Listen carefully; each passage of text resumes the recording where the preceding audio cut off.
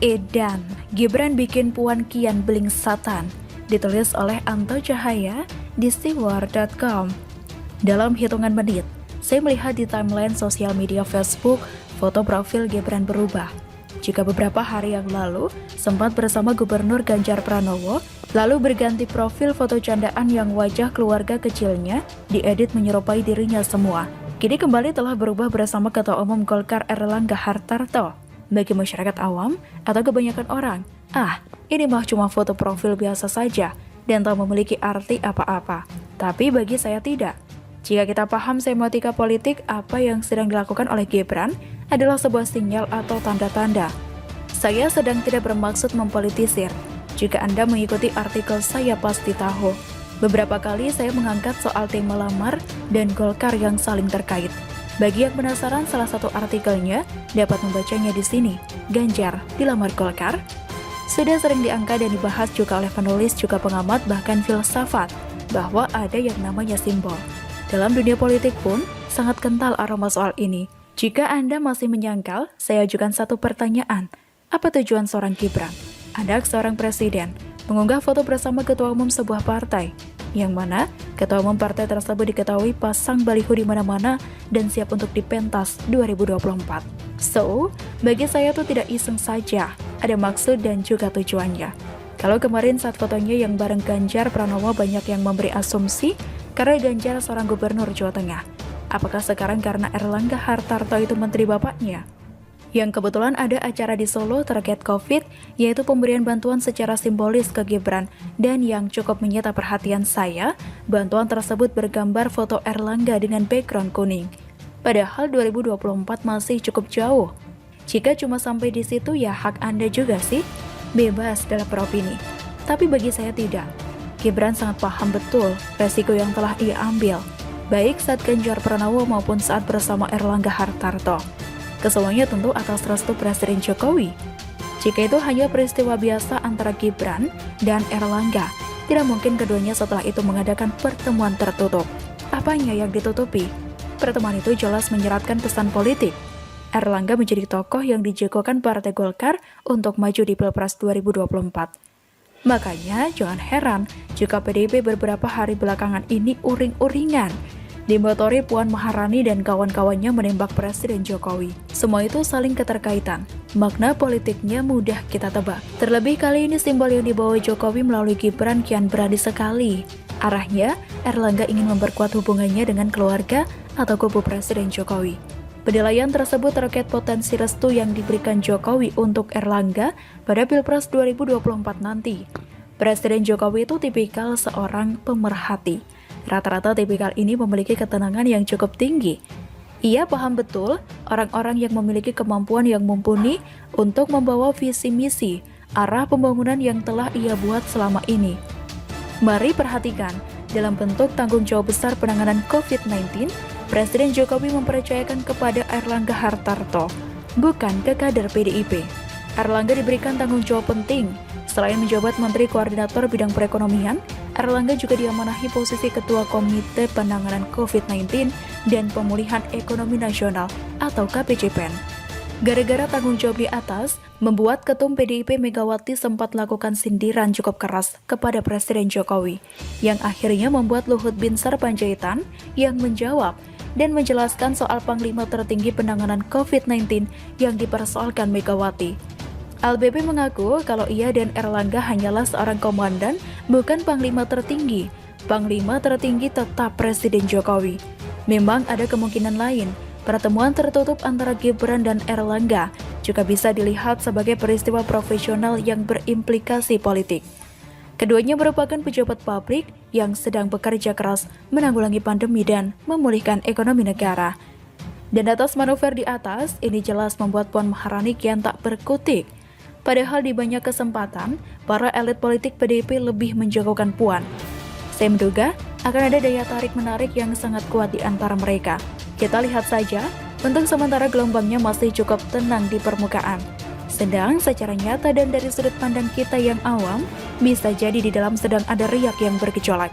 Siapkan kopi Anda, kita akan melihat lebih dekat intrik-intrik dalam dunia politik. Dan saya juga sedang menulis soal bargaining power.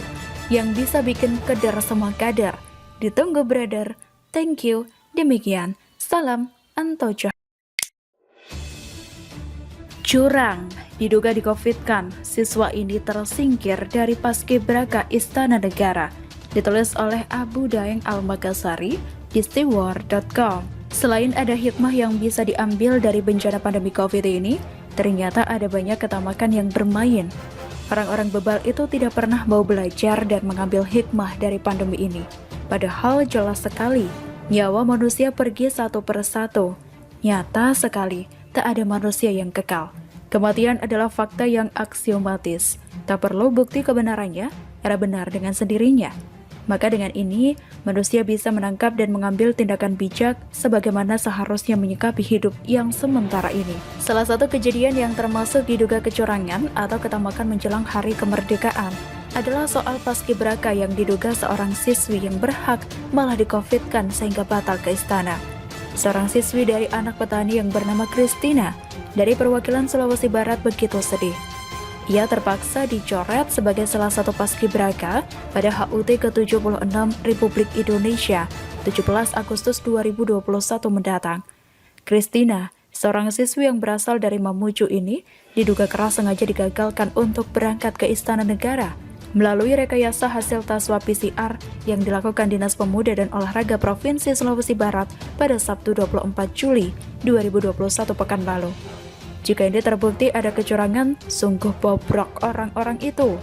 Anak-anak yang seharusnya diajarkan kejujuran malah diperlihatkan tindakan curang. Itulah kenapa kasus korupsi tak pernah bisa redup. Dari tindakan-tindakan curang seperti itu akan menjadi virus yang berbahaya. Penularannya akan lama menetap di dalam benak manusia. Lebih berbahaya dari virus COVID ini, dan terbawa bisa hingga sampai seumur hidup, amat sangat berbahaya. Bahkan hal itu bisa merobohkan bangunan kemajuan bangsa ini, karena perilaku itu bisa menjadi celah negara dijajah kembali. Ingat, negara mudah dijajah, karena banyaknya pengkhianat dan pelaku curang dalam birokrasi. Christina mengeluhkan keanehan peristiwa ini, jiwanya bisa tersiksa. Bagaimana tidak?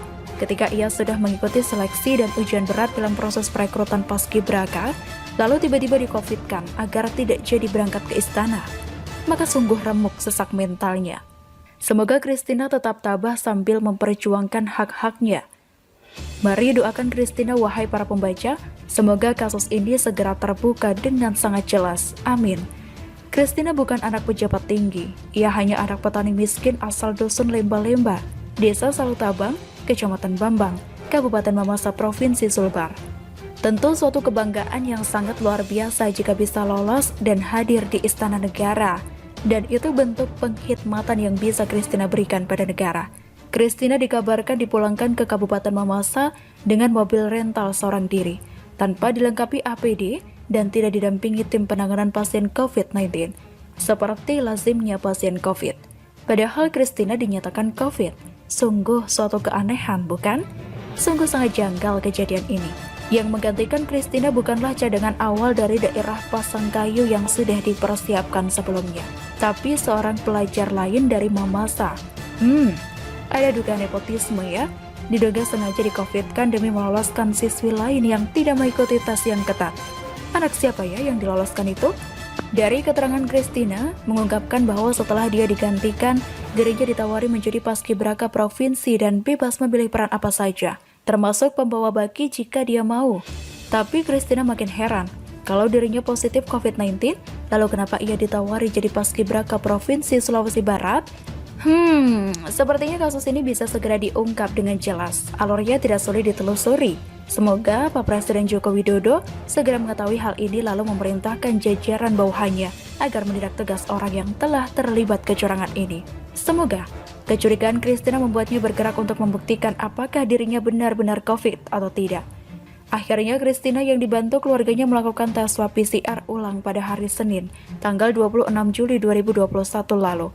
Sehari kemudian, hasilnya diketahui, Christina dinyatakan negatif COVID-19.